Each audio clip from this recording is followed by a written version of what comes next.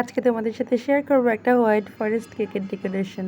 Hello everyone, কেমন আছো তোমরা সবাই? আশা করি তোমরা সবাই খুব ভালো আছো আর আমিও ভালো আছি। তো স্ক্রিনে দেওয়া নাম্বারে তোমরা যে কোনো অর্ডার পারপাস আমার সাথে যোগাযোগ করতে পারো।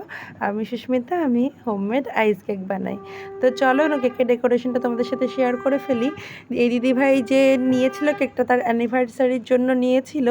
তো এর আগে আমার কাছ থেকে একটা বেন্টো কেক নিয়েছিল, সেই কেকের রিভিউ সে খুবই ভালো দিয়েছিল। আর তারপরে সেই কেকের টেস্ট ভালো লাগার জন্যই সে আমাকে বলেছিল তার অ্যানিভার্সারির জন্য 1/2 পাউন্ডের একটা কেক করে দিতে।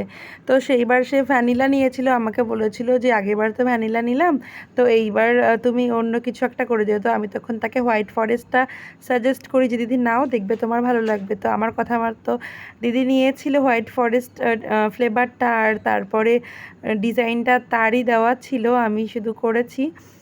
আর দেখো হোয়াইট চকলেট আমি গ্রেট করে নিয়েছি, আর কেকের সাইডটা পুরো হোয়াইট চকলেট দিয়ে আমি মুড়ে দিয়েছিলাম, যেমন ডিজাইনে ছিল সেরকম। তারপরে একটা ছোট স্টার নজেল দিয়ে আমি চারপাশে বর্ডার দিয়ে দিলাম, আর মিডলেও একটা বর্ডার লাইন দিয়ে দিলাম। আর তারপরে একদিকে আবার হোয়াইট চকলেট, এটা গ্রেট করা না, একটু বড় বড় চাংস কেটে আমি সেটা দিয়ে ভরাট করে দিয়েছি। আর একদম মিডলে চেরি দিয়ে ডিজাইন ছিল, আর আমার কাছে চেরি ছিল না, সেটা আমার একদম শেষ মুহূর্তে মনে পড়লো যে ইমা আমার কাছে তো চেরি নেই। তো সেখানেই আমি রেড জেল দিয়ে আমি ডিজাইনটা কমপ্লিট করেছি। আর তারপরে দিদির ডিমান্ড ছিল শুধু হ্যাপি অ্যানিভার্সারি লেখাটা লিখে দিও, আর কিছু লাগবে না। তো সেটাই ওখানটায় লিখে কমপ্লিট করে দিলাম। তো দেখো আমার কেকের ফাইনাল লুক, জানিও তোমরা কেমন লাগলো।